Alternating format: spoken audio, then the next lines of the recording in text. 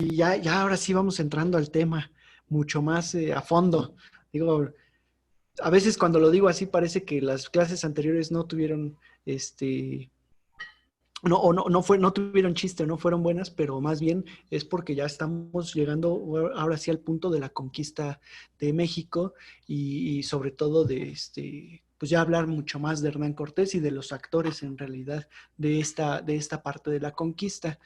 Eh, el día de hoy particularmente, justamente vamos a hablar de Hernán Cortés y de estos primeros momentos de partida, ¿no? Como yo les dije, como yo les he dicho y les he platicado, creo que la historia particularmente, aunque si bien se trata de hablar del pasado, no se trata de hablar de cualquier cosa del pasado. ¿A qué me refiero? Que aunque vamos a hablar de Hernán Cortés, pues no les voy a decir todos sus secretos de niño y quién fue su novia de la primaria y de la secundaria, ¿no? O sea, esos temas sí son importantes en cierto momento, sí son interesantes y a lo mejor nos pueden dar pie de qué va este personaje, el mismo Hernán Cortés, pero al final de cuentas entendemos que este, perdón, es que estaba leyendo aquí detalles que dice que no se va a conectar Freddy. Perdón, ya lo leí en voz alta. No sé si era secreto o no, pero bueno. Les decía que son importantes en la medida en que nos ayudan a entender procesos en adelante. Lo demás, pues meramente serán chismes y bueno, pues igual lo podemos saber o lo queremos saber un poco más como anécdota, como chisme, pero no tanto porque interese a la historia. ¿De acuerdo? Esto se los comento porque, por ejemplo, pues sí es importante entender la vida del propio Hernán Cortés, cómo, ahora sí que de dónde viene, por qué llegó a América, pero nada más, ¿de acuerdo? O sea, no más allá de ciertos temas anecdóticos. Ahora, todos saben que, no es cierto. Bueno, no sé si todos saben, porque en realidad no tienen por qué saberlo. A veces los de aquí, ahora sí que los mexicanos y particularmente los historiadores mexicanos creemos que Hernán Cortés es el personaje por excelencia y el más importante y que todo mundo ha escuchado hablar de él.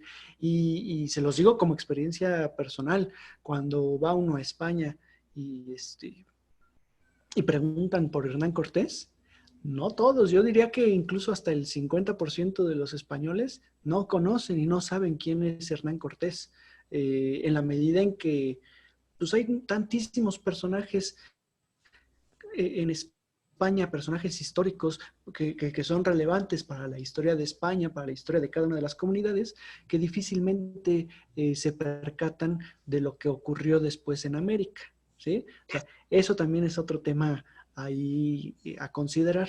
Lo que les decía en un principio, cuando hablamos de la Nueva España y del virreinato de la Nueva España, pensamos que España nos tenía, o sea, ahora sí que nada más España estaba esperando a ver qué ocurría acá en América. Y no, la verdad es que no, lo tenían ahí como un extra, digamos, a la política española particularmente y a los intereses del reino de España, ¿de acuerdo? Entonces, Hernán Cortés, para los que no conozcamos a Hernán Cortés o los que no sepamos, pues muchas cosas o muchas cuestiones de su vida, Hernán Cortés, acordémonos, fue un personaje, un hombre nacido en Medellín, en la región de Extremadura, en España, por supuesto, en una región, eh, vamos, con muchas características geográficas, digamos, de poca abundancia, ¿no? Vamos a llamarle así. Es decir, cuando pensamos en Andalucía, en la región sevillana, en la región del sur de España, pues estamos hablando de abundancia en cuestión de productos agrícolas. Cuando pensamos en el norte, tal vez no hay tanto producto agrícola, pero hay mucho producto, mucha, bueno, ahora más fábrica en el norte de España, pero sobre todo también mucha mano de obra y mucho manufactura, ¿no? Entonces, el dinero se movía, pero en la región extremeña había carencias, honestamente eran de las regiones con más carencia en España. Entonces, así entendamos a la vida a la infancia de Hernán Cortés, ¿sí? Él provenía de una familia hidalgos pobres, vamos a llamarle así. Acuérdense, acuérdense que vamos a tener los títulos nobiliarios, ¿no? Ahora sí que por jerarquía. Si los podemos jerarquizar en cuestión de título, vendría emperador, rey, duque, marqués, conde, vizconde, ¿quién me falta por ahí? Conde, vizconde, varón, y luego vienen los hidalgos, que entre comillas sí es un título nobiliario, pero a su vez pues ni siquiera tienen posesiones y tampoco tienen grandes tierras y tampoco es de alta jerarquía, de hecho es de los de más baja jerarquía. Son superiores, eso sí, un hidalgo es superior, digo, ahí todos conocen, ahí sí al Quijote de la Mancha, si mal no recuerdo, ¿no? Es un hidalgo pobre que pues tiene hasta cierto punto gallardía, tiene tradición, pero no tiene riqueza, no tiene poder, no tiene tierras. Ajá, justamente dice Juan Carlos, de la España ingrata. Sí y no. Si lo vemos a todas luces, perdón, pregunta Juan Carlos o comenta más bien, si no fuera ingrata España al ser pues al no reconocer a Hernán Cortés, ¿no? Por lo que conquistó y la gran extensión. Sí lo reconocieron en su momento, o sea, al final de cuentas sí terminaron por reconocérselo a Hernán Cortés. Más bien, el asunto con la ingratitud de España, pues no tiene que ver con el pasado, sino más bien con el presente, en todo caso, ¿de acuerdo? Con un presente que de alguna forma pues tiene tantos héroes y sobre todo se enfocaron mucho más a enaltecer la parte franquista, ¿no? En su momento con la historia de Franco, que olvidaron lo que no convenía, ahora sí que dejaron a un lado lo que no les convenía. Entonces, en ese sentido, yo creo que ahí están viviendo un proceso en el que tienen que ir reivindicando ciertos factores, ciertos personajes, ¿no? Por supuesto, reconocen mucho más a Pizarro, al que conquistó el Perú, más que a Cortés, sobre todo por la riqueza que llevó. O sea, el virreinato del Perú, quien conquistó Perú, era superior al de la Nueva España. Más allá de que no era poco la riqueza que llevaba la Nueva España, también hay que decirlo. O sea, no era cualquier territorio, pero a veces era más reconocido hacia esa zona. ¿Sale? Entonces les decía que pues el propio Cortés, regresando al tema, si era hijo de esta familia de hidalgos, tuvo educación Hernán Cortés, de hecho tocó Salamanca. Hernán Cortés estuvo en la Universidad de Salamanca durante un pequeño periodo. Él aprendió latín, aprendió leyes hasta cierto punto, pero al final le ganó o le llenó mucho más este espíritu de aventura. Insisto, si han leído el Quijote, ¿no? Digo, a ver, nada comparado, por supuesto, pero el Quijote de la Mancha, acuérdense que es este personaje hidalgo que lo que está buscando es que le reconozcan esta aventura, ¿no? Generar algunas proezas y ser un personaje de los libros de caballería del medievo, una cosa así. Pues algo parecido con Cortés, solamente que más cuerdo y con mayor visión, hasta cierto punto. O sea, tuvo la oportunidad de embarcarse al nuevo mundo para generar esa aventura y para generar mayor riqueza. Él sabía que en España no tenía posibilidad de generar esa riqueza y de generar un nombre, porque al final su familia no era de alto rango, y entonces en América entendía perfecto por lo que ya se había contado de los que habían venido a estos territorios, que podía lograr algo importante, ¿no? Por supuesto, no estamos hablando de que él ya sabía que iba a lograr la conquista, no. Estamos hablando de una encomienda, de territorios, de generar tierras nuevas, perdón, de apropiarse de ciertas tierras y de generar riqueza en las islas. ¿Okay? Llegando a América, bueno, perdón, También para contar el dato anecdótico, porque también se cuenta mucho en las biografías de Cortés. Era mujeriego y todos lo sabemos, ¿no? Ahí sí no hay no hay carencia de evidencia, porque en efecto, pues tuvo hijos con 6 mujeres diferentes, ¿sí? Tuvo casi, según me acuerdo, 13 hijos, aunque muchos nacieron muertos, pero tuvo bastantes hijos. Y desde la juventud, ahora sí que en las mocedades de Cortés, se habla justamente de que estuvo con muchas mujeres, sobre todo mujeres casadas, y en una de esas, según lo que cuenta este personaje, Walter, ahorita les digo, uno de los biógrafos importantes, Walter Prescott, si mal no recuerdo, Walter Prescott es el nombre de este inglés, perdón, de este estadounidense que biografió a Hernán Cortés. Él detecta que por ahí, en los documentos del Archivo de Indias, se menciona que Cortés viene a América huyendo de un esposo enfurecido que lo encuentra con su esposa y que de hecho por eso él tiene la pierna fracturada cuando llega a América, porque tiene que brincar por el balcón y entonces ahí se fractura y se lastima la pierna, ¿no? Esto se los comento porque algunas crónicas indígenas también se menciona que Cortés de pronto tenía, ahora sí que tenía este falseo al caminar, ¿no?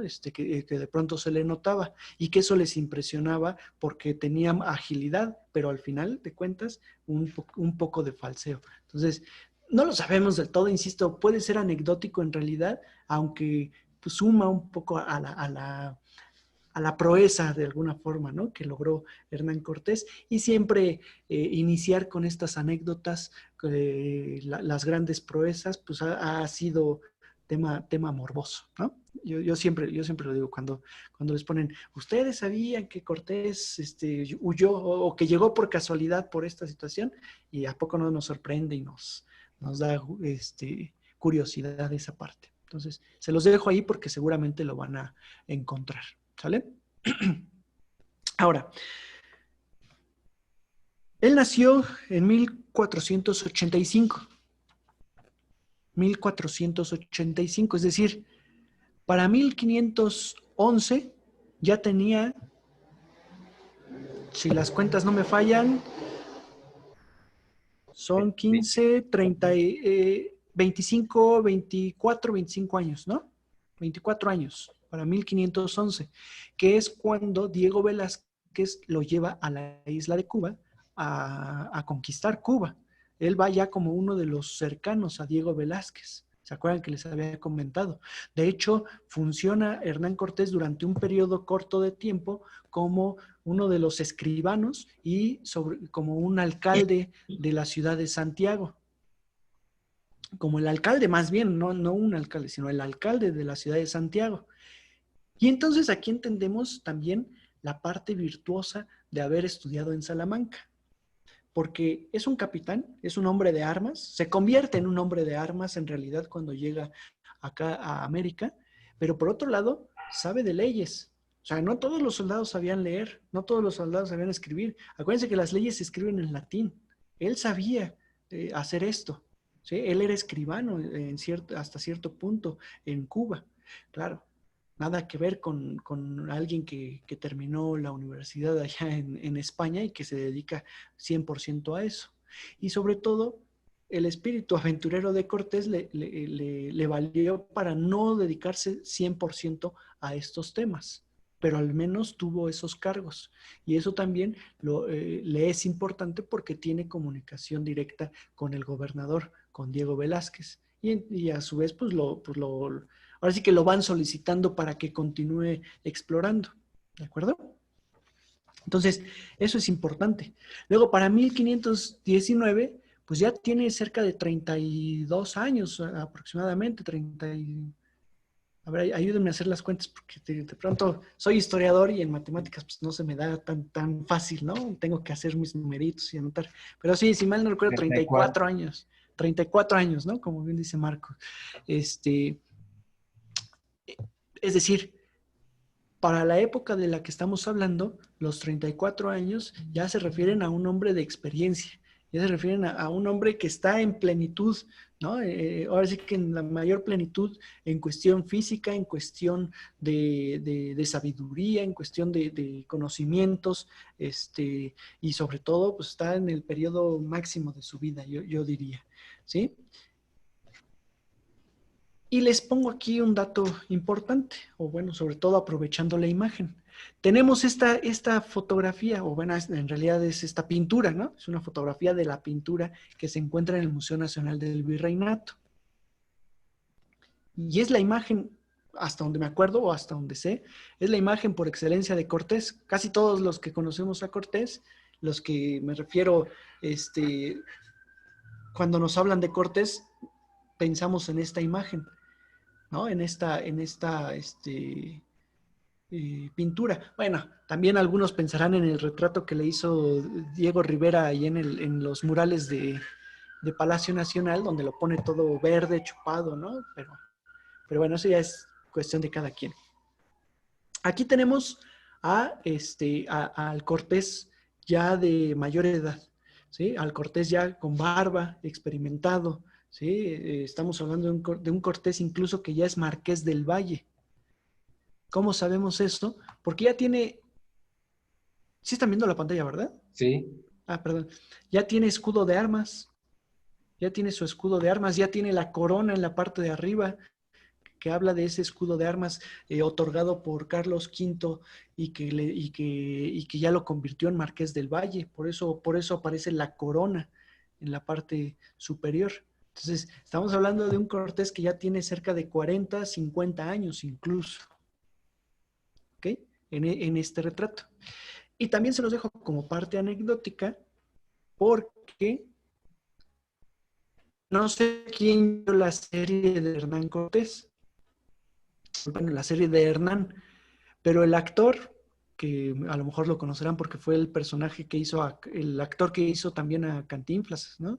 Y que representó al padre de Luis Miguel, ¿no? La serie de Luis Miguel, por los que vieron esa serie, pues a lo mejor lo reconocerán, y fue muy polémico. Decían, es que ese no es el Cortés que yo me imagino. La mayoría de mis alumnos decía eso, es que no, o sea, la regaron porque no es el Cortés que yo conocí, o yo no me lo imaginaba así, no del ancho. Pero resulta que al Cortés que están representando es a ese Hernán Cortés de 33 años, de 34 años y no a este de 50 años. ¿De acuerdo? Y miren un retrato encontrado en el Museo Naval de Madrid de Cortés. Bueno, claro, aquí tiene, es incierto porque en teoría este retrato fue hecho mucho tiempo después, pero están representando a un Cortés de, si mal no recuerdo, del periodo de la conquista. Y entonces ahí está. Ahora, tiene errores, por supuesto, porque es un Cortés joven del periodo de la conquista, pero con la Cruz de Santiago. Y esa no la adquiere sino hasta muchos años después. Entonces tiene errores la pintura, pero ahí está, o sea, así es como piensan a Cortés de 30 y tantos años, ¿ok? Para que se entienda eso. O sea, pues también por estos personajes también pasa cierta edad.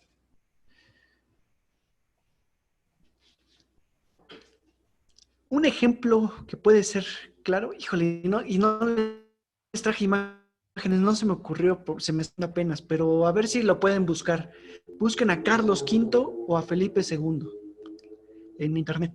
Busquen imágenes y van a encontrar a fotos, bueno, cuadros de Carlos V, casi todas pintadas por Tiziano, incluso las de Felipe II, a un Carlos V joven, sin barba, con el mentón, el prognatismo, ¿no? Que tenía, porque acuérdense que tenía la barbilla muy larga, ¿no? Y muy, digamos, muy niño, de 16 años, y van a encontrar a Carlos V con barba en el caballo, con su armadura, o sea, también ahí se notan las edades. O al mismo Felipe II, ¿no? El Felipe II que todavía es príncipe y al Felipe II que ya es un rey, ya más robusto, con más barba, ¿no? O sea, incluso con más cabello, dependiendo, ¿no? Entonces ahí también se nota demasiado. Y es curioso porque me gusta hacer esta referencia en la medida en que también he encontrado que no todos hacemos esta relación de las edades y de los momentos en los que está ocurriendo eso. ¿Sale? Ahora, mencionemos que la clase pasada habíamos mencionado que las expediciones que se están haciendo en el Caribe para llegar al Yucatán fueron por parte de Francisco Hernández de Córdoba, ¿se acuerdan? En 1518, y Juan de Grijalva en 1500, perdón, Francisco Hernández de Córdoba en 1517 y Juan de Grijalva en 1518. ¿Sí? Y que estos personajes siguieron una ruta casi la misma, sufrieron de lo mismo, es decir, del enfrentamiento con los mayas y perdieron las batallas y no fundaron nada, pero al final lo que sí dejaron es evidencia de que existen nuevas tierras, de que existen otras tierras y sobre todo evidencia de una ruta lógica, de una ruta probable para estas nuevas tierras. Ahora, no se dice mucho en las crónicas también eso es cierto. Hernán Cortés no menciona tanto las crónicas de Juan de Grijalva, muy poco las de Francisco Hernández de Córdoba. Quien las menciona más todavía es Bernal Díaz del Castillo, porque este personaje es un ícono, vamos a decirlo así, ¿no? Bernal Díaz del Castillo. ¿Todos lo ubican a Bernal Díaz del Castillo? ¿O saben a quién me refiero? ¿Alguien, no? Con toda confianza, ¿eh? Tampoco tienen por qué. Ok, Thais, perdón. Thais, Bernal Díaz del Castillo, en realidad fue, bueno, a ver, te voy a decir, todos lo conocemos, o los que lo conocemos, es por la obra que dejó escrita. Ni siquiera sabemos, ni siquiera hay un retrato de Bernal Díaz del Castillo, no hay biografía de Bernal Díaz del Castillo, sino simplemente se conoce por la obra que dejó escrita, que es Historia verdadera de la conquista de la Nueva España. ¿De acuerdo? Que es una crónica extensa, al igual que las cartas de relación, y que en esa crónica o en esa historia verdadera de la conquista de la Nueva España, Bernal Díaz del Castillo menciona que él fue uno de los soldados bajos, de que no tuvo un cargo importante, ¿no?, en la expedición. Y de hecho también menciona que participó en la expedición de Fernández de Córdoba, en la expedición de Juan de Grijalva, en la de Hernán Cortés mismo, y que posteriormente, bueno, también le otorgaron tierras a Bernal Díaz del Castillo. Sabemos un poco de él también por algunos documentos que se dejaron y que se han encontrado en los juicios de residencia. O sea, sí se hace referencia a este personaje, a Bernal Díaz. Pero resulta que por ahí hay un historiador, que se me fue el nombre, pero es un francés, que dice que probablemente Bernal Díaz nunca existió, sino más bien la crónica la escribió el mismo Cortés, pero como ya no le estaba hablando al rey, pues lo usan bajo un seudónimo y utiliza el nombre de Bernal Díaz. Esa hipótesis es una hipótesis y está comprobado que no puede ser lógica, porque cuando acciones que menciona el propio Bernal Díaz del Castillo y que las menciona con lujo de detalle, ahora sí que comparando a Hernán Cortés, sabemos que este personaje andaba en España o estaba en Cuba o estaba en otro lado. ¿Sí me explico? Entonces no coincide para nada. Entonces Bernal Díaz del Castillo, pues vamos, hasta no comprobar lo contrario, podemos decir que sí existió. Y por él sabemos cómo fue el viaje de Grijalva, el viaje de Fernández de Córdoba. Eso es muy valioso, ¿de acuerdo? Es muy valioso porque entonces podemos ver que Cortés ya conocía mucho de lo que Córdoba y Grijalva habían hecho, y por eso prepara una expedición distinta, prepara una expedición diferente. Acuérdense que el trato que habían, creo que sí lo comenté en la clase pasada, pero el trato que habían tenido Diego Velázquez junto con Hernán Cortés, o bueno, el acuerdo al que habían llegado, es que Cortés sí se iba a hacer cargo de la expedición, pero iba a hacer eso, una expedición que en todo caso iba a fundar alguna ciudad o alguna institución a nombre del gobernador, es decir, a nombre de Diego Velázquez, pero nada más, que no iba a ser ningún espacio de conquista, ningún espacio de apropiación de la tierra, ¿de acuerdo? Más allá de la fundación de cierta institución. Y sin embargo, Hernán Cortés empieza a preparar toda esta expedición gastando todo su dinero. O sea, acordémonos que pues, es el alcalde, bueno, fue el alcalde, es decir, recibió una encomienda, tenía bastante dinero y está vendiendo todas sus propiedades, está gastando todos sus recursos para preparar esa expedición. Pues eso evidentemente se le hace muy raro al gobernador Diego Velázquez, ¿no? O sea, ¿quién apuesta todo su dinero nada más por ir a explorar? O sea, apuestas todo tu dinero por tener ganancias, por obtener esa riqueza. O sea, porque en teoría estás esperando obtener esa riqueza. Pero si a mí me estás diciendo que nada más vas a explorar, pues está extraño todo eso. Entonces, Diego Velázquez empieza a desconfiar de Hernán Cortés, empieza a desconfiar y por supuesto, pues se lo hace ver, lo reprime bastante y le insiste que no puede llevar a cabo la expedición, que la expedición se va a cancelar. Resulta que esa expedición, vale decir que la expedición que están preparando Diego Velázquez y Hernán Cortés, pues en teoría se están yendo 50-50, ¿sí? O sea, el 50% lo va a poner el gobernador y el otro 50% lo va a poner Diego Velázquez.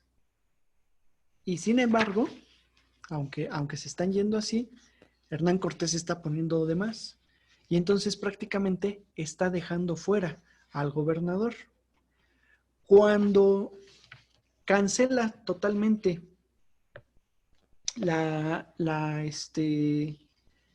cuando cancela totalmente la expedición Diego Velázquez, Hernán Cortés convence a la mayoría de los capitanes, a la mayoría de los que ya tenía apalabrados, de que continúen y de que salgan sin hacerle caso a Velázquez, porque los hombres, sobre todo, me refiero a los marineros, a los hombres bajos, a los hombres que no les interesa lo que está ocurriendo entre los líderes, que ellos lo que quieren es, pues yo ya sacrifiqué, yo ya vendí, yo ya hice, a mí ya me prometiste ir a otras tierras, pues ahora me llevas, porque aquí yo ya no tengo nada que hacer, ¿no? Entonces, Hernán Cortés se vale de eso para zarpar con la mayoría de los hombres de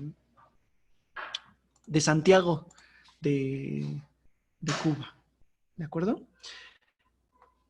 Perdón, bueno, me encontré este mapita, se los quería enseñar sobre todo porque les había quedado a deber la clase pasada las ciudades que se habían fundado en Cuba, por parte de Diego Velázquez, de Cortés, de Grijalva, de Pánfilo de Narváez mismo, ¿no? De hecho, aquí aparecen las expediciones de cada uno de estos personajes. Oye, Daniel, Santiago, sí, sí, yo te dime. quería preguntar, porque la vez pasada ya ves que mencionaste que le decían la Juana a la isla de Cuba. Ah, sí, sí, sí. ¿Tú sabes por qué? Porque no creo que no supimos por qué le dieron ese nombre. Perdón. Sí, es por la reina Juana, por la madre de Carlos V. Ah, ok. Ah, creo que sí. Sí, de hecho, qué bueno que me lo preguntas porque por ahí puede haber una confusión. Cuando, cuando Cristóbal Colón y los primeros viajes de exploración llegan a estas tierras, denominan la Fernandina a Cuba y la Isabela a Santo Domingo. Así las denomina. Cuando hacen a un lado a Cristóbal Colón y empiezan ya esta segunda oleada de exploraciones, la española es la isla de Santo Domingo, acuérdense, y esta la nombran la Juana. La española en honor a España, a que se está fundando, digamos, el nuevo reino, y la Juana en honor a la nueva reina, que ahora ya es Juana la Loca, ¿de acuerdo? Ok, Entonces, por eso. gracias. Por ahí, digo, si igual les comento, Filipinas, acuérdense, hacia allá, hacia Indonesia, la nombran Filipinas en honor a Felipe II, ¿de acuerdo? Porque es el rey mientras está conquistando esos territorios. Entonces, por ahí pues es típico hacer ese nombre, ¿no? Aunque después ya adquieren otros nombres también. y hacen otras relaciones, ¿no? Bueno, el asunto aquí es que lo que está haciendo Hernán Cortés, bueno, perdón, ya me acordé que le estaba diciendo, perdón, perdí un poquito el hilo. Las ciudades fundadas por Velázquez y por todos estos personajes, ¿no? Estos puntitos negros. Santiago de Cuba, Asunción, Sagua es, no, Segua, ¿no? Si mal no recuerdo, Segua, con E. San Salvador, ahí está, si no, Sanctus Spiritus, yo creo que es, esta no la conozco. Trinidad, ¿no? Que es una de las ciudades por excelencia actuales en Cuba, que todavía pueden ver ese ambiente colombino o precolombino, más bien, ¿no? Igual aquí está Sagua la Grande, sí es Agua, perdón, y La Habana, por supuesto, y por ahí faltaría otra, pero estas son las principales, ¿de acuerdo? ¿Por qué lo comento? Porque actualmente La Habana es la capital de Cuba, todos lo sabemos. Pero Santiago en esos momentos era la ciudad por excelencia en esta isla. Todos zarpaban desde Santiago. Ahora sí que era la capital de esta isla y donde estaba la gobernación. ¿Por qué razón? Pues porque de aquí tienen contacto directo con las otras islas, ¿de acuerdo? Y no tienen que rodear desde otro punto. Esto lo vamos a ver, sobre todo cuando veamos la trayectoria de Cortés. En este mapa aparece desde la parte de La Habana, pero pensemos que Cortés zarpa desde Santiago. Lo que pasa es que en Santiago únicamente zarpa en la madrugada para huir, de Diego Velázquez. Y ahora, ¿se acuerdan que les comenté? ¿Se acuerdan que les comenté que Hernán Cortés se casó con Catalina Juárez, que a su vez Catalina Juárez era de estas mujeres que habían enviado a América para poblar con descendientes de españoles en América? ¿O no se acuerdan? Ay, sí, no se acuerdan, porque les comenté que se había casado con Catalina Juárez, pero acuérdense que constantemente, de hecho eso lo podemos ver en varias series, una que me gusta mucho es la del Corazón del Mar, creo que sí se llama El Corazón del Mar. Bueno, es una isla sobre la fundación de Río de la Plata, pero justamente mandan a estas mujeres para que se casen con los capitanes y con los españoles que están conquistando y que entonces los pobladores no sean mestizos, sino sean españoles. Y entonces Catalina Juárez es una de estas muchachas que envían. Cortés la rapta, Cortés se la roba, ¿no?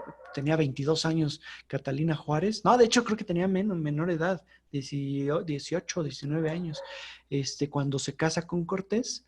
Y entonces, pues en teoría emparenta con Diego Velázquez porque él es esposo de una de las familiares de Catalina Juárez. Entonces, ahí se convierten en parientes. Por esta razón le niega constantemente Diego Velázquez la expedición, pero al final termina por ceder. En una de esas cenas que tienen entre familia, ¿no? Donde invitan a la familia para, así que literal como en la actualidad, ¿no? Pero allá con mayor formalidad y sin menor cotidianidad, porque son cenas excepcionales, en donde Hernán Cortés y Catalina Juárez invitan a Diego Velázquez y a su esposa a su casa.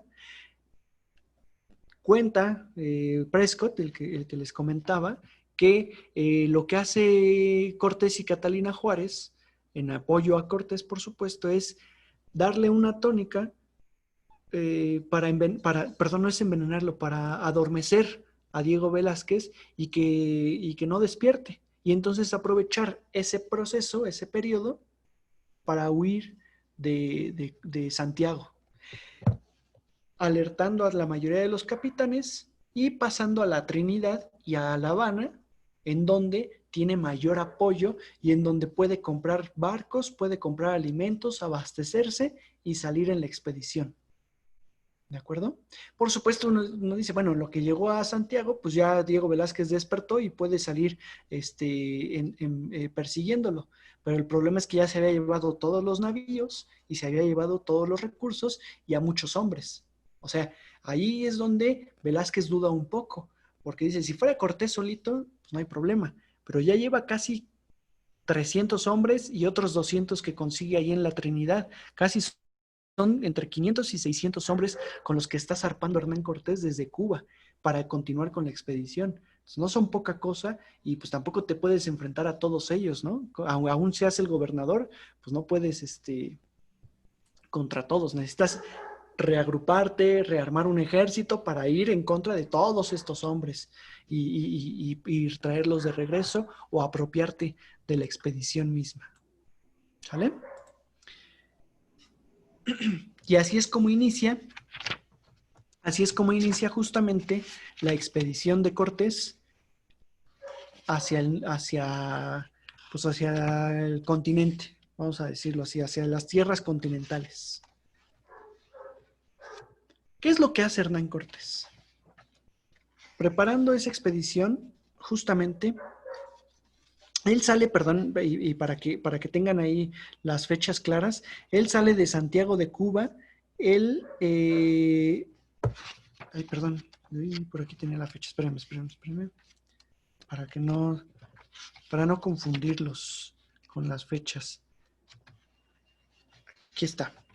Él sale de Cuba entre el 11 y el 18 de febrero de 1519. ¿Sale? Entre el 11 y el 18 de febrero, por supuesto, el 11 sería la salida de Santiago y, pues, y el resto de los días es como va costeando y va pasando por la Trinidad y por La Habana. Posteriormente, llega el 27 de febrero a Cozumel. ¿De acuerdo? En teoría, él descubre Cozumel. Y sigue pensando en lo mismo. Sigue pensando en lo mismo que Grijalva y que Hernández de Córdoba. Si él está llegando a esta zona, está viendo que hacia acá hay tierras, ¿no? Y que no hay, ahora sí que no hay tierras que salgan hacia el lado, ¿qué sería en este caso? El oriente. Va para el norte, luego continúa hacia el poniente y luego baja al sur, pues lo lógico es que hacia acá cierre la tierra y entonces esto se trate de una gran isla, ¿de acuerdo? O sea, sigue pensando en eso y sigue esperando encontrar eso. Él lo comenta en su primera carta de relación, que están buscando el acceso a la Mar del Sur por parte de este territorio o cruzando este territorio, ¿de acuerdo? Fíjense, aquí está el otro mapa. Santiago, la Trinidad, La Habana y Cozumel. De aquí a acá, prácticamente se echa 10 días. Ahora, no crean que son 10 días en barco llegando hasta acá. No, lo que pasa es que lo mismo, o sea, aquí tenemos una ruta directa, entre comillas, pero va en la costa, va haciendo aguada para recuperar el agua y para no gastarse los recursos, ¿no? Mientras no dejen de ver tierra, pues lo importante es seguir adquiriendo recursos por cualquier cosa, por algo, lo que pueda pasar, y sobre todo con la experiencia que ya tuvieron con Grijalva, por si no pueden desembarcar en estas tierras. Sin embargo, ya va preparado con hombres, por supuesto. Va mucho más preparado en este espacio. El 27 de febrero, como les digo, pasa a Cozumel. Llega también a Isla Mujeres. Encuentra estos territorios, pero como visualiza que no hay una mayor civilización y lo que le importa es llegar a estas tierras donde Grijalva dijo que había civilización más grande o había civilizaciones más grandes, no desembarca y no baja en estos territorios, en Cozumel y en Isla Mujeres. O sea, sí bajan, por supuesto, pero me refiero es que no baja toda la tripulación, ¿de acuerdo? Sino simplemente unos cuantos hombres para visualizar y para marcar en las crónicas. Ahora, ustedes me dirán, y también podría ser un insulto, pues como que no hay una gran civilización cuando teníamos aquí a los mayas, a los de Cozumel, a los de Tulum, a los de Xcaret, a los de Xelha, ¿no? A los de Muyil incluso en estos territorios. Sí, pero ya no tienen estas grandes construcciones que ellos o que Grijalva dijo que había en estas tierras. A eso me refiero. Acordémonos que son templos más pequeños, ¿ok? Y además a él le interesa pasar por Cabo Catoche, vengarse de Grijalva, o más bien vengar a Grijalva y a Hernández de Córdoba por lo ocurrido aquí en Cabo Catoche, también aquí en Potonchan, ¿de acuerdo? Perdón, en Champotón. Primero pasa a Cabo Catoche. Ahí tiene una pequeña batalla. En realidad no es la gran batalla, porque ya sabían lo que les esperaba y no caen en las redes de los mayas, vamos a ponerlo así, ¿no? Digo, ahorita estoy hablando muy del bando español, ¿no? Y es caer en las redes de los mayas, cuando al final, pues es en la defensa que están haciendo estos grupos indígenas, pues, de su territorio. Pero bueno, insisto, pongámonos un poco en la crónica de Cortés. Hacia el 22 de marzo aproximadamente, es decir, un mes después, siguen avanzando hasta llegar aquí, a la parte de Puerto Deseado y sobre todo de Potonchan, ahí en Centla, en esta zona, ¿de acuerdo? Y ahí es donde en verdad sufre bastante Cortés. ¿Por qué? De principio, aquí en Puerto Deseado, que es donde estaría actualmente Ciudad del Carmen, esa región de Ciudad del Carmen, ahí pelea con los mayas y los vence en una batalla importante. Y es justamente en donde empieza a dar estos golpes de autoridad, en donde ya desembarca con caballos, porque acordémonos que va aproximadamente con 16 caballos, ¿sí? Y ya pelean, ya derrotan a los mayas, y eso sirve para que estos personajes que están aquí, estos grupos mayas que se encuentran en esta región, empiecen a hablar de los que vienen del mar y que vienen con armas y que vienen con armas de fuego. Bueno, en este caso, pues no les llaman como tal armas de fuego, armas que generan una gran explosión, ¿no? Que eso, pues cambia la dinámica de la guerra para todos estos grupos. Entonces, insisto, inicia con este golpe de autoridad. Pero a su vez, ahora sí que mal para Cortés, pues pone en alerta a los grupos de acá abajo. ¿Sí? Que no son grupos guerreros, vale decir. Acordémonos que les dije que en el grupo, en el posclásico, ya se caracteriza sobre todo por la guerra y por ser grupos guerreros. Pero estos de aquí particularmente no son grupos que se dediquen a la guerra. ¿Por qué? Pues porque son zonas en donde difícilmente se puede llevar a cabo una batalla. Acuérdense que estos son zonas pantanosas, ¿de acuerdo? Y entonces más bien se dedican a la agricultura y siguen viviendo de la agricultura. Por eso no tenemos grandes templos, grandes ciudades en toda esta zona de aquí. O sea, sí hay asentamientos, sí existen los asentamientos prehispánicos, pero no son estas grandes ciudades. ¿Por qué? Pues porque la sociedad se dedica a la agricultura y a alimentarse prácticamente. Llegando a Potonchan, a Centla, es donde tienen la primera batalla importante y una de las grandes batallas contra los conquistadores. Porque recordemos que, bueno, de acuerdo a las crónicas de Cortés, particularmente, recordemos que son 600 españoles y de esos 600 quítenle 100 porque 100 prácticamente se dedican a ser marinos. O sea, son gente que sabe navegar pero que no sabe pelear del todo. Pongámosle 500 españoles contra miles de indígenas en esta región, miles de mayas en esta zona. Se habla de millones, incluso algunos han mencionado, aunque en realidad tenemos que decir que son miles, ¿no? O sea, tampoco podemos decir que fueron millones. Fíjense, dice el relato, dice uno de los relatos. Después de después de llegar a Cabo Catoche, no, perdón, este es un relato de Hernández de Córdoba. Pero bueno, dice, después de llegar a Cabo Catoche, Hernández de Córdoba arribó a Potonchan con 150 hombres a bordo de 3 naves, 2 de gran calado y un bergantín. Ahí se dio el primer encuentro bélico de Mesoamérica y en realidad fue una escaramuza, un primer encuentro menor, ¿no? Si se compara con el de Centla, según lo que está diciendo este personaje, ¿sí? Ahora, órale, ¿quién está escuchando a Sabina por ahí, de fondo?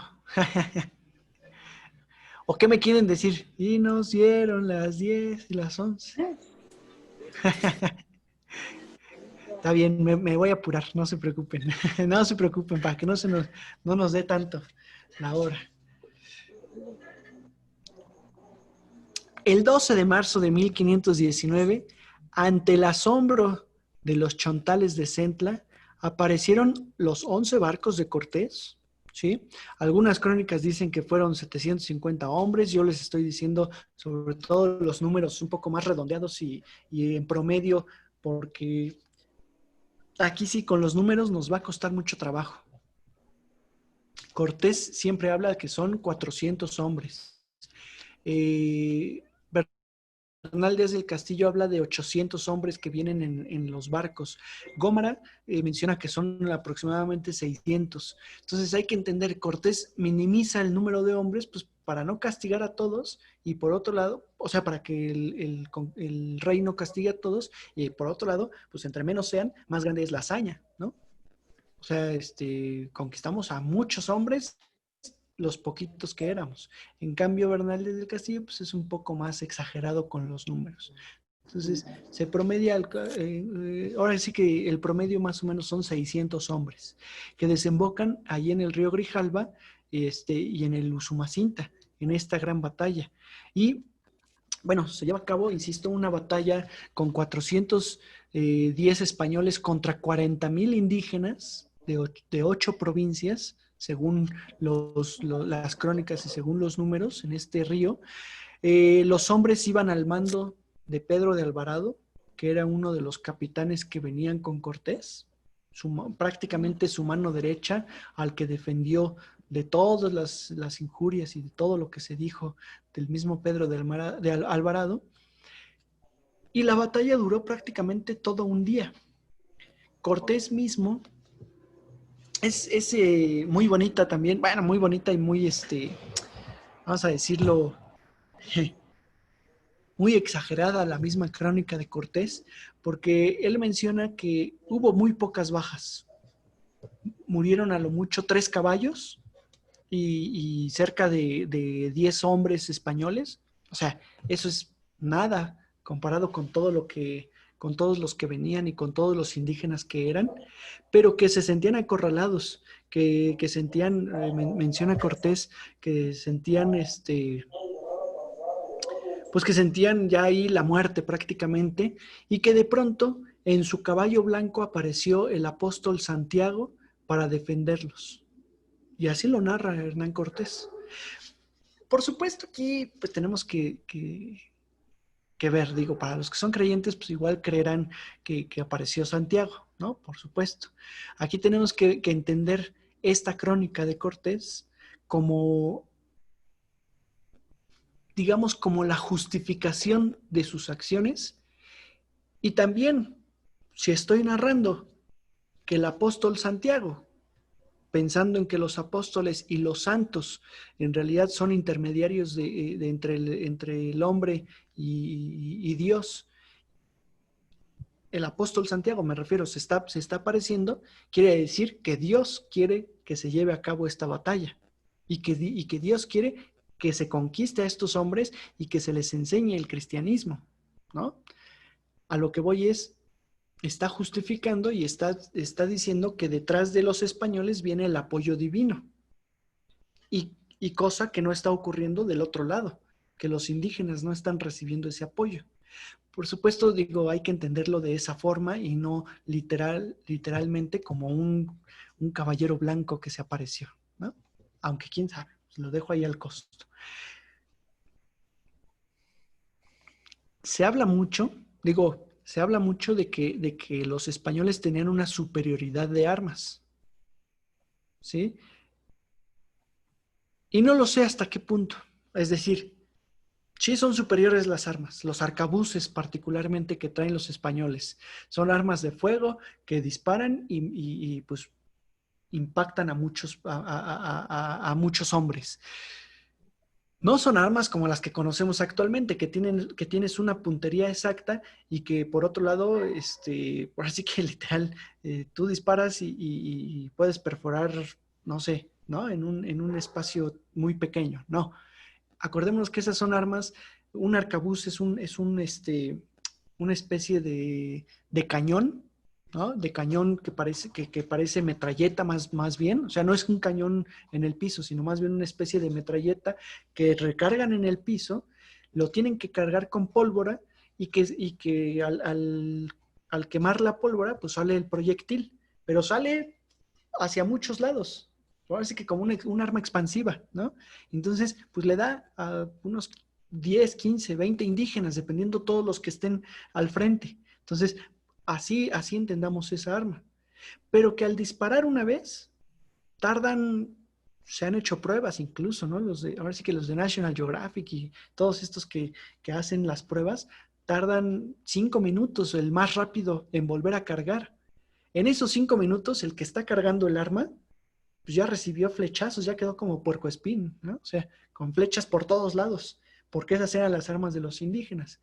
Entonces tampoco lo entendamos como una ventaja, el arcabuz, porque además pues, son 40,000 indígenas, entonces digo, suena muy feo, pero se mueren 10, 15, pero pues hay detrás todavía unos 30,000, 38,000, 39,000 indígenas. Entonces, insisto, no es del todo una ventaja lo que traen los españoles.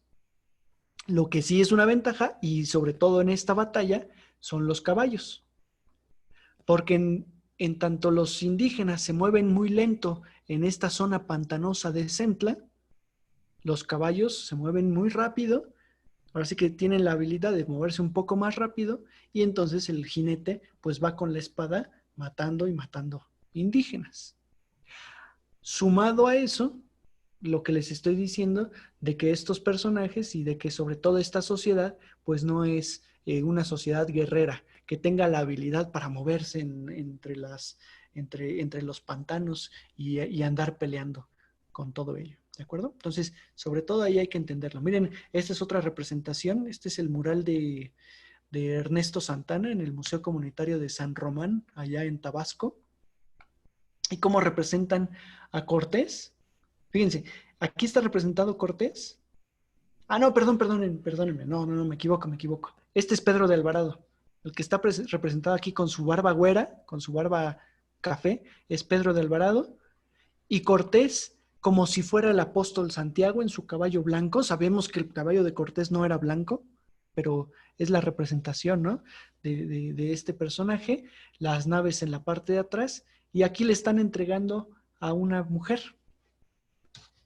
¿Por qué?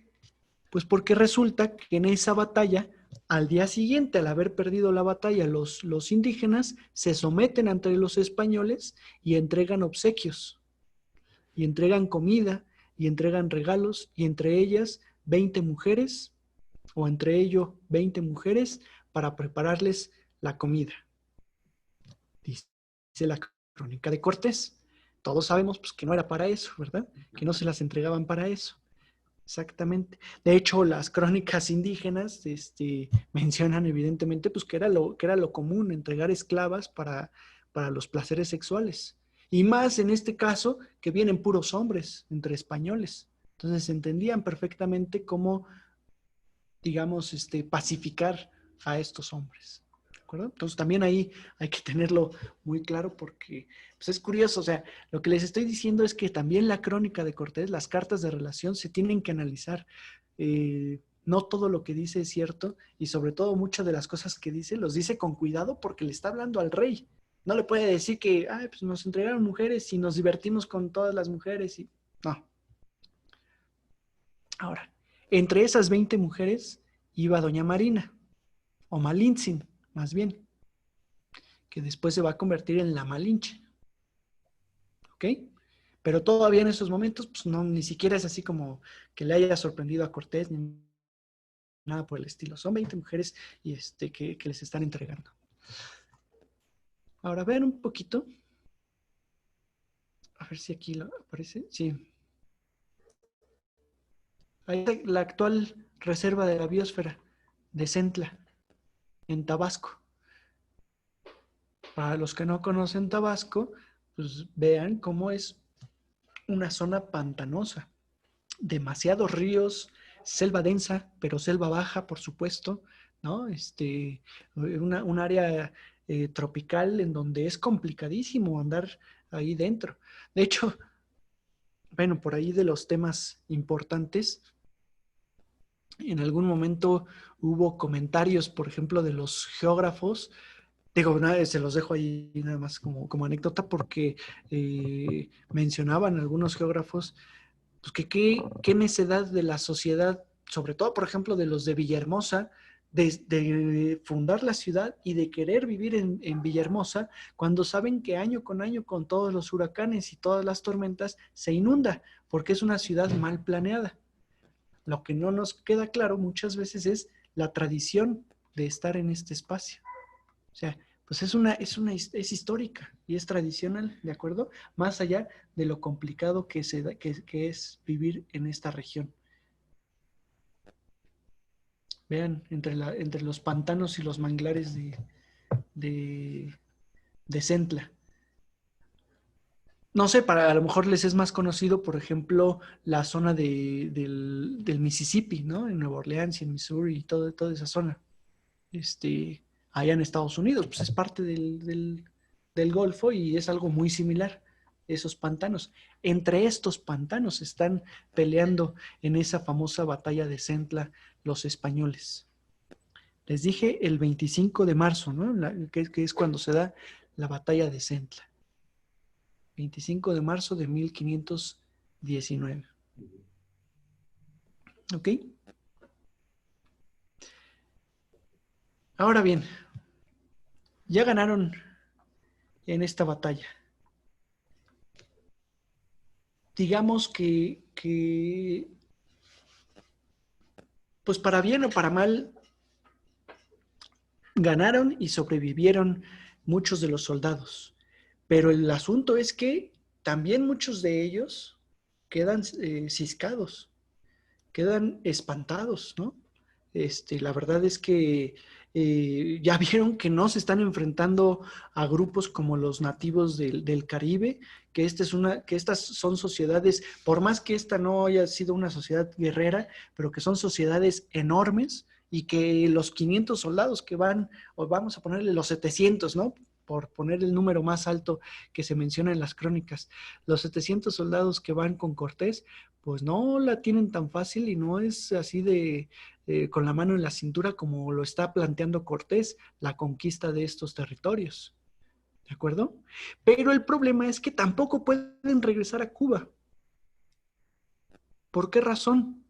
Pues porque salieron huyendo, salieron siguiendo a Cortés y en ese sentido, si regresan, son enjuiciados y son castigados allá en Cuba.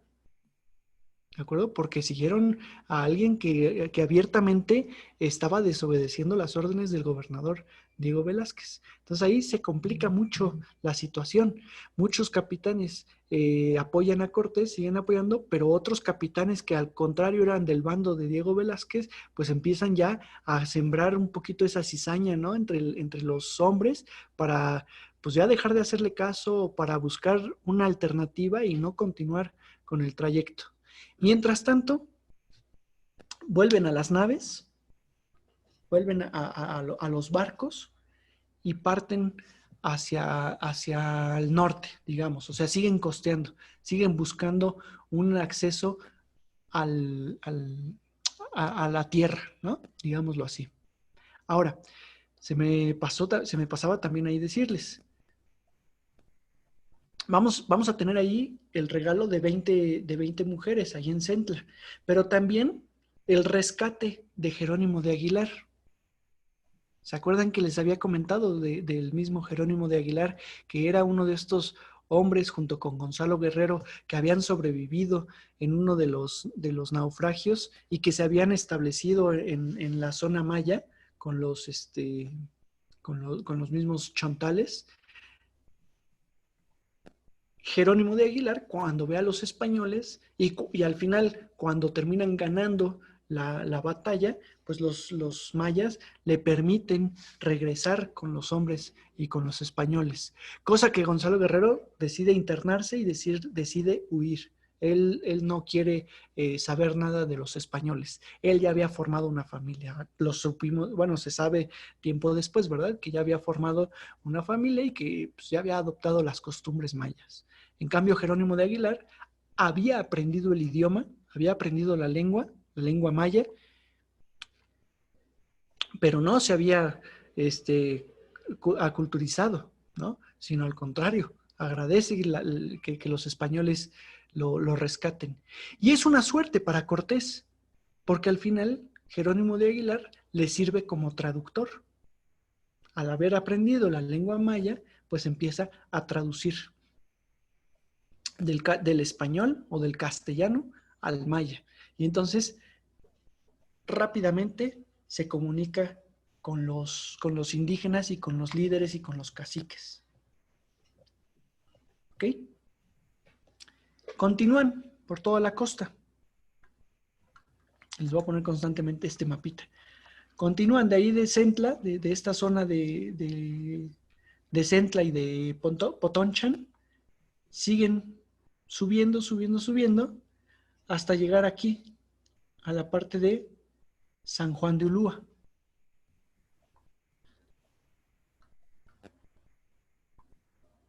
Y ahí en San Juan de Ulúa,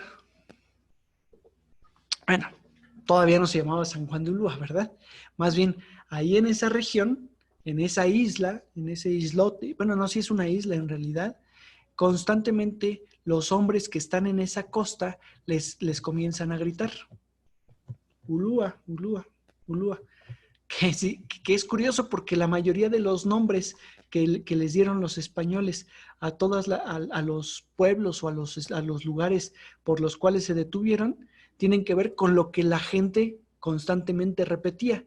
Y curiosamente lo que la gente constantemente repetía es, váyanse, esta es mi casa, huyan, fuera de aquí, ¿no? O sea, los están alejando y ellos van colocando esos nombres a estos lugares. ¿Se acuerdan de Catoche, no? Incahuatoch esta es mi casa. Ulúa significa vete de aquí, vete, vete, vete.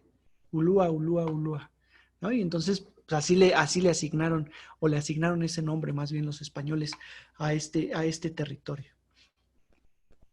Desembarcan en la medida en que encuentran pues que ahí hay otra sociedad, ¿no? O hay otros hombres, de alguna forma. Por eso deciden desembarcar. En la costa, únicamente. Y sin embargo, Jerónimo de Aguilar, pues de pronto o rápidamente deja de ser útil. ¿Por qué?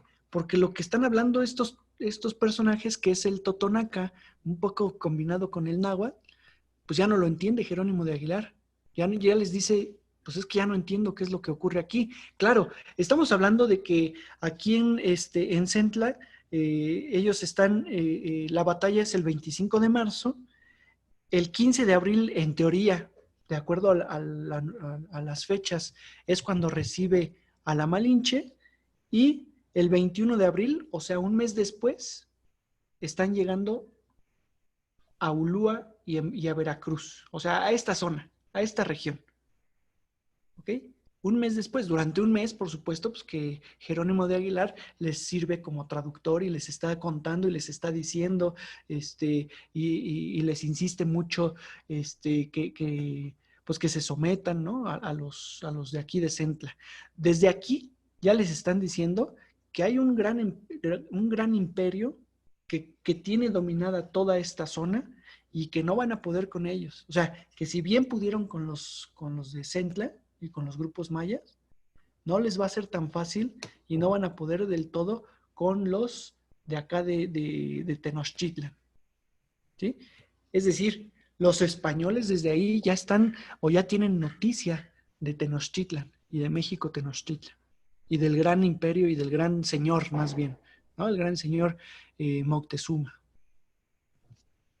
Por supuesto que aquí vamos a decir que, que Cortés lo ve como un reto, también, ¿sí?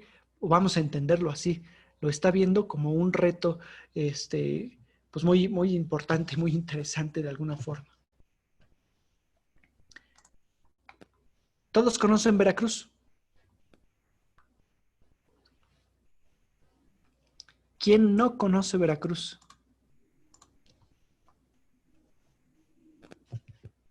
Bueno, parece que todos conocen Veracruz, ¿no? Aquí, ahora sí que me estoy esperando a ver quién comenta. ¿Thais no conoce Veracruz? No, no tengo Carlos la suerte tampoco. todavía. Bueno, ojalá se animen a ir.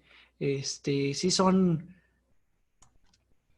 no sé, a veces es difícil porque, pues sí son momentos difíciles también en ese estado y sobre todo en esas ciudades, pero yo siempre, ahora sí que últimamente he dicho que al final los problemas de inseguridad, que no dejan de ser poca cosa, no lo quiero minimizar para nada, muchas veces se dan entre los grupos, eh, entre los, vamos a decirlo, entre los narcotraficantes, entre los vándalos y todo eso, ¿no? Entonces, difícilmente tocan al turismo. Sin embargo, pues no quiere decir que no esté de riesgo también, o sea, que no sea medianamente peligroso acudir. Pero es muy bonito, por supuesto, Veracruz. Ahora, el detalle para los que conocen, ahorita se entrarán los que no conocen, pero para los que conocen el puerto de Veracruz y saben que a unos pasos está la isla de San Juan de Ulúa, ¿no? Y el fuerte de San Juan de Ulúa, justamente. Y resulta que sí, que ahí llegaron por primera vez los españoles. Y Hernán Cortés, de hecho, ahí desembarca, pero que inmediatamente recibe noticias y sobre todo recibe enviados por parte del cacique gordo de Zempoala. El cacique gordo de Zempoala está un poquito más arriba, un poquito más al norte, ¿sí? Un poquito más al norte del puerto de Veracruz, o de lo que ahora es el puerto de Veracruz. Resulta que ese cacique del cual hablo era, digamos, era el gobernante de la zona arqueológica de Zempoala, bueno, en esos momentos la zona arqueológica, ¿verdad? Era de la ciudad de Zempoala, que a su vez era tributaria de los mexica, ¿sí? Pero al ser tributaria de los mexica, entendemos inmediatamente que estaban sometidos ante los mexica y que cuando llegan los españoles y llegan a este grupo y además se enteran que ya vencieron a los 40,000 indígenas de Centla, pues entonces los ven como un salvavidas, como unos aliados que les van a ayudar a quitarse el yugo de los mexica, ¿de acuerdo? E inmediatamente reciben el apoyo del cacique gordo. Los hacen llamar para ir a Zempoala y posteriormente un poco más al norte, a la región, a la ciudad de Quiahuistlán, digamos, para explicarles cómo es el movimiento y para tenerlos ahí como sus, digamos, como sus huéspedes. Entonces es donde deciden fundar la Villa Rica de la Veracruz. Fíjense, para que se entienda bien esto que les estoy diciendo.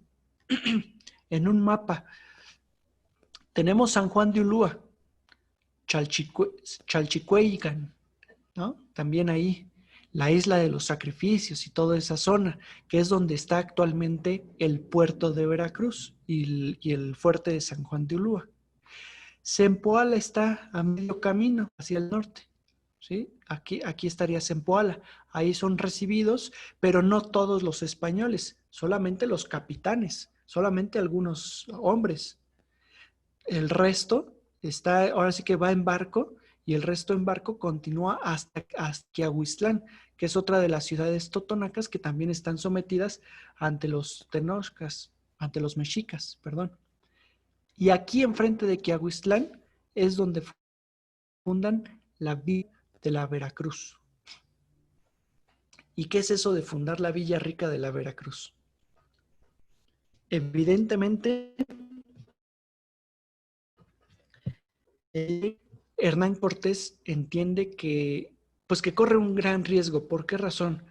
Porque los de acá les están diciendo que son poderosos, que son importantes, que lo de Centla, que casi acaba con todos los españoles, ¿no? Digo que murieron muy pocos, pero que les costó muchísimo vencer a los españoles, es poca cosa. Que lo importante es acá en estas tierras. Entonces necesitan apoyo, necesitan más hombres.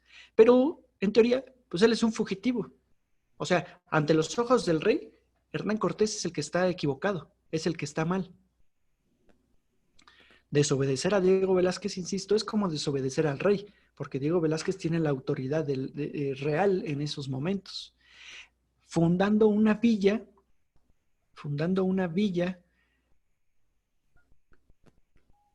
digamos que es la categoría correcta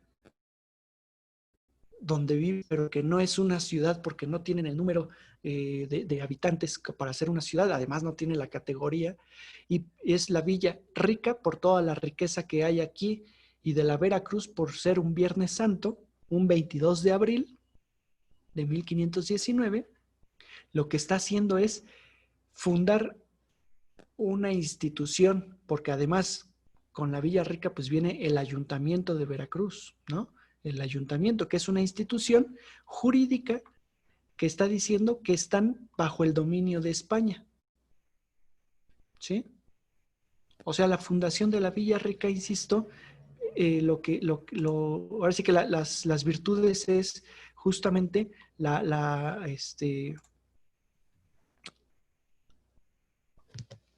categorizar y jerarquizar, ¿no? Y entonces hacer a un lado a Diego Velázquez.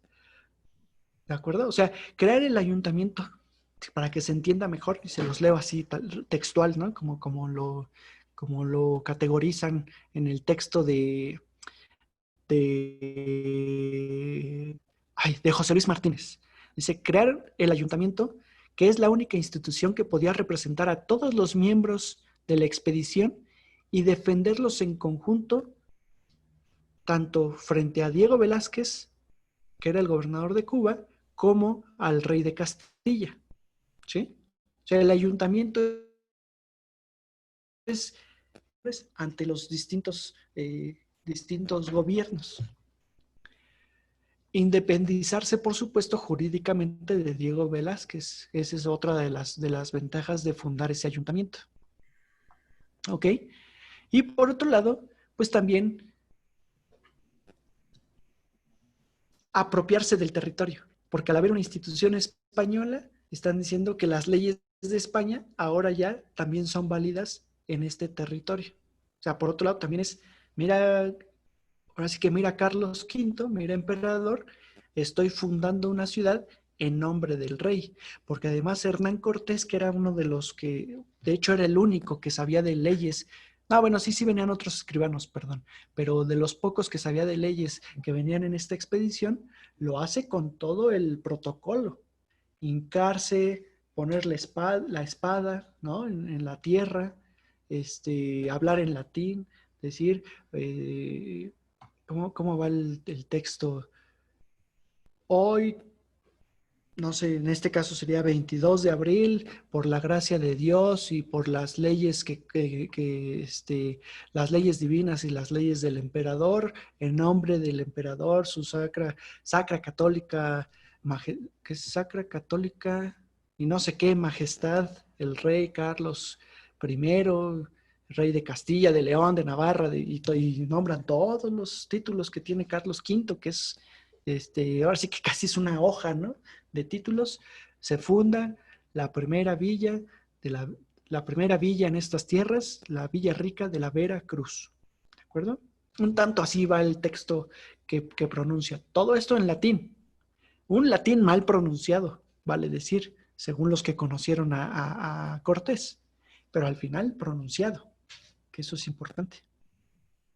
¿Ok? Y eso, pues de alguna forma, lo que está haciendo también Hernán Cortés es convencer a los soldados, aquellos hombres que de pronto ya estaban dudando de Cortés y estaban dudando de continuar porque decían que Cortés pues había desobedecido al rey y que pues los había metido en todas estas chanzas y todo este relajo. Lo que está logrando Cortés es decirles, ahora sí que para que vean que no tengo peores intenciones o que no tengo malas intenciones, fundamos el ayuntamiento. El, el líder del ayuntamiento vale decir que es Francisco de Montejo. Todos conocen a ese personaje. Bueno, no todos, pero conocerán Mérida y sabrán que la calle principal la avenida principal de Mérida es Francisco de Montejo en honor a este personaje que era uno de los capitanes y también a su hijo que fue de los que conquistó el Yucatán, ¿no? Ahora, en su momento, y que también fue el primer gobernador de Veracruz. Y entonces permite que elijan a un gobernador. ¿Sí? Que los capitanes y que los soldados elijan a quien ellos decidan y deciden que sea Francisco de Montejo. Y después, por votación, permiten que elijan a un capitán general de la expedición, a la cual había renunciado el propio Cortés, que vuelven a elegir a Cortés. O sea, es simplemente este juego de yo renuncio para que el ayuntamiento de Veracruz me elija y entonces, ya porque ustedes me eligieron, ya no me pueden negar la autoridad, ¿de acuerdo? Por supuesto, casi con la espada en el cuello, pues les está diciendo que lo elijan a él o ya veremos, ¿no? Y además, pues tiene a muchos, ahora sí que a muchos españoles de su bando. Y eso también es una ventaja. Ahora, solo para platicarles un poquito de esta, ahora sí que de esta historia, se funda esa Villa Rica de la Veracruz, pero resulta que estaba muy alejada de San Juan de Ulúa. Perdón, a ver, para que se entienda, perdón, es que ahí me confundí y creo que los voy a confundir un poco. Años después, o sea, ahí está la Villa Rica de la Veracruz, el primer ayuntamiento, y ahorita hacemos un paréntesis. Años después, ya siendo esta la Nueva España, pues los piratas ingleses empiezan a atacar la Nueva España y las embarcaciones. Entonces fundan el fuerte de San Juan de Ulúa. Pero resulta, pues que Veracruz, que era el sitio al que llegan los barcos, no tiene una fortificación y mudan la Villa Rica a lo que es la antigua Veracruz, dentro del río, hoy se me fue el nombre del río, pero bueno, el río que está ahí en boca del río, literal, ¿no? Ese río, hacia adentro, está la antigua Veracruz, ¿de acuerdo? Y esa es la segunda fundación de la villa de Veracruz. O sea, trasladan la ciudad. Posteriormente, pues desde dentro los barcos no podían entrar, tenían que estar constantemente desembarcando en San Juan de Ulúa y por eso trasladan el puerto de Veracruz y la ciudad de Veracruz a donde está actualmente. O sea, tenemos 3 fundaciones de Veracruz. Vean el mapita. Perdón, para que se entienda bien. La primera es aquí, hacia Quiahuistlán. La segunda es hacia adentro del río. Acá está. Aquí está el río La Antigua y la antigua Veracruz. Y luego ya la sacan hacia San Juan de Ulúa. Y ahí están las fundaciones de Veracruz. O sea que el puerto de Veracruz, que actualmente conocemos, en principio estuvo en esta zona de acá arriba, hacia Quiahuistlán. Quiahuistlán tienes... Daniel, nos preguntaba Lilian que si la sí. primera casa de Cortés estaba en Antigua. Sí. Sí, perdón. A ver, Lilian. Sí, la primera casa de Cortés está en la Antigua. De hecho, ahí todavía hay un museo y hay creo que todavía se conserva ese espacio. Claro, se le llama la casa de Cortés, aunque nunca la habitó, porque era un espacio fundado, pues simplemente para el capitán, ¿no? Pero él en realidad habitó prácticamente hasta Coyoacán y luego Cuernavaca y después ya estuvo mucho tiempo en España. Y luego por ahí pregunta de la cerveza Montejo, ¿sí? también. De ahí viene el nombre de Montejo.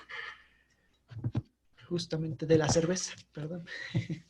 Más bien, de Francisco de Montejo viene el nombre de la cerveza, a eso me refiero. Fíjense, esta es una vista desde el sitio arqueológico de Quiahuistlán.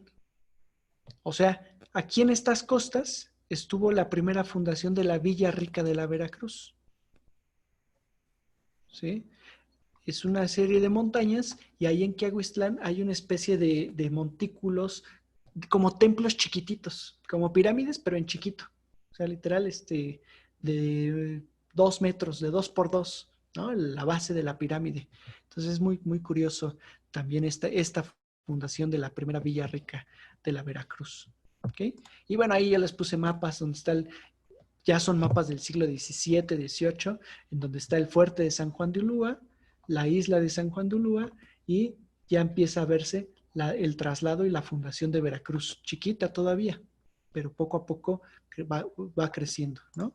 Incluso aquí, el fuerte de San Juan de Ulúa y la fundación de la primera ciudad. Pero esto va a ser 100 años después, ¿ok? En un principio, durante los primeros 50, 60 años, la Villa Rica está hacia acá, hacia la Antigua y hacia Quiahuistlán, dependiendo los años. ¿Sale? Muy bien. ¿Dudas hasta aquí?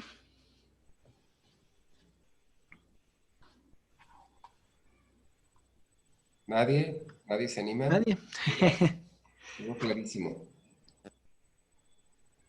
Ok. Bueno, cabe decir que no los quise llenar tampoco de datos, me refiero, igual no sé si les interesen y los tenemos aquí, pero me refiero sobre todo números, ¿no? ¿Cuántos barcos, a veces se complica tanto, cuántos hombres, cuántos arcabuces, pero aquí están, ahora sí que aquí tenemos los datos, Hernán Cortés los mencionó. Si a alguien le interesa, pues igual, si quieren, hacemos mención la próxima clase sobre todo de ellos, de esos datos, y continuaremos, o sea, porque nos falta, vamos a hablar de la próxima clase del ingreso hasta México Tenochtitlan, ¿ok? De cómo llegaron a México Tenochtitlan los españoles, si es que no hay más dudas. Pues parece que no. ¿Alguien tiene dudas, comentarios? Perfecto. No, todo claro. Bueno, excelente. no, Qué bueno, qué bueno. terminamos en tiempo y ya nos arrancamos con este tema la siguiente clase. Así es, ¿sale? Pues nos vemos dentro de 8 días. Seguro. Que todos pasen bonita semana. Felices. Bien. Coman muchos pambazos, mucho pozole. Qué rico, sí. Dense el lujo, se vale. Bueno, gracias a todos. Buenas noches. Gracias a ustedes. Un abrazo, Daniel. Cuídate. Que estén muy bien, muchas gracias igualmente. Saludos a todos. Yeah. Hasta luego. Bye. Bye. Gracias. Bye. En la isla es fuerte.